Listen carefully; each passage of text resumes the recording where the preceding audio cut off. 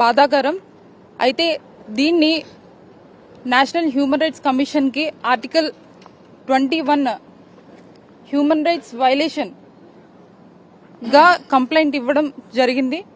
అయితే వీటిలో మేము హ్యూమన్ రైట్స్ కమిషన్ ని కోరేది ఒకటే, స్పెషల్ ఇన్వెస్టిగేషన్ టీమ్ ని under national human rights commission అండర్లో పెట్టి ఇన్వెస్టిగేట్ చేయమని, అదేవిధంగా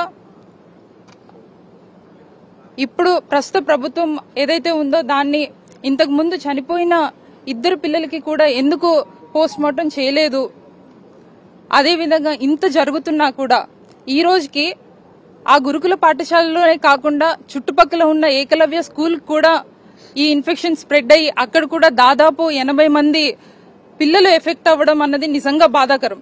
అయితే ఇంత జరుగుతున్నా కూడా ఎందుకు స్టేట్ గవర్నమెంట్ ఉలుకు లేకుండా పలుకు లేకుండా ఉంది అని చెప్పి ప్రశ్నించమని చెప్పేసి మేము నేషనల్ హ్యూమన్ రైట్స్ వాళ్ళని కోరుకోవడం జరిగింది.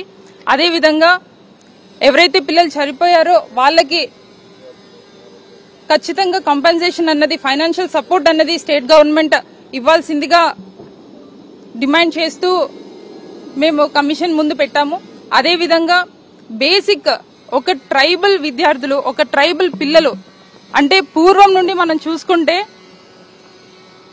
ఆడవాళ్ళు అసలు బయటకు వచ్చే పరిస్థితుల్లోనే ఉండేది కాదు. అది మరీ ముఖ్యంగా మా గిరిజన ప్రాంతంలోని పిల్లలు బయటకు వచ్చి చదువుకొని మంచి పొజిషన్ లో ఉంటారని చెప్పి ఎంతో కలగని పేరెంట్స్ అందరూ పంపిస్తే కనీసం బేసిక్ ఫెసిలిటీస్ లేక ఒక త్రాగునీటిలోని మలం కలవడం అన్నది నిజంగా బాధాకరం. అయితే దీన్ని ప్రాపర్ గా ఇన్వెస్టిగేట్ చేయాలని చెప్పి వైఎస్ఆర్ కాంగ్రెస్ పార్టీ తరపున ఈరోజు హ్యూమన్ రైట్స్ కమిషన్ కి మేము అందరూ వచ్చి రిప్రజెంటేషన్ లెటర్ ఇవ్వడం జరిగింది.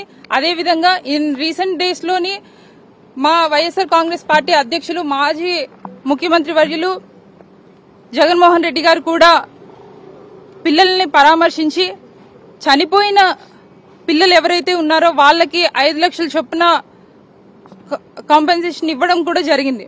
అయితే అపోజిషన్ లో ఉన్నా కూడా YSR Congress party especially tribal వైపే ఉంది. ఆంధ్రప్రదేశ్ లో ఎక్కడ ఎలాంటి మిస్టేక్ జరిగినా, ఎలాంటి ఇబ్బందులు జరిగినా కూడా మేము ప్రశ్నిస్తాము. అలానే అందరి వైపు మేముండి పోరాడతామని చెప్పి ఈ సందర్భంగా తెలియజేస్తూ సెలవు తీసుకుంటున్నాను.